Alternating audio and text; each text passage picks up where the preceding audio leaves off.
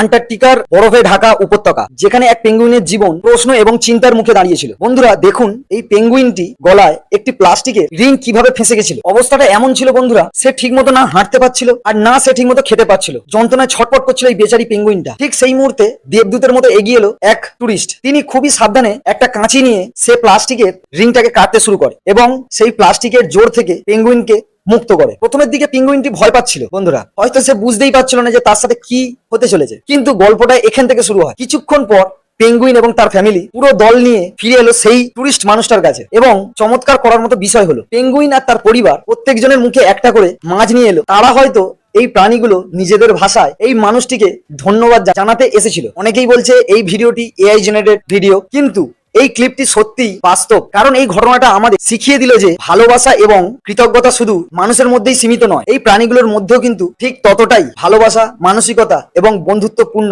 মনোভাব রয়েছে। বন্ধুরা ভিডিওটা ভালো লাগলে অবশ্যই লাইক করবেন এবং একটা সুন্দর একটা এই পেঙ্গুইনটির জন্য, এই প্রাণীটার জন্য একটা সুন্দর একটা কমেন্টস করে যাবেন। সবাই ভালো থাকবেন, সুস্থ থাকবেন আর একটু বেশি করে শেয়ার করে দিন বন্ধুরা, কারণ ভালোবাসা ছড়িয়ে দেওয়াটাই হচ্ছে সত্যিকারের মনুষ্যত্ব, মানসিকতা এবং প্রকৃত মানুষের পরিচয়। ভালো লাগলে বন্ধুরা অবশ্যই লাইক করে, ফলো করে অথবা সাবস্ক্রাইব করে পাশে থাকবেন। হর হর মহাদেব, জয় শ্রীরাম, জয় হিন্দ, বন্দে মাতরম।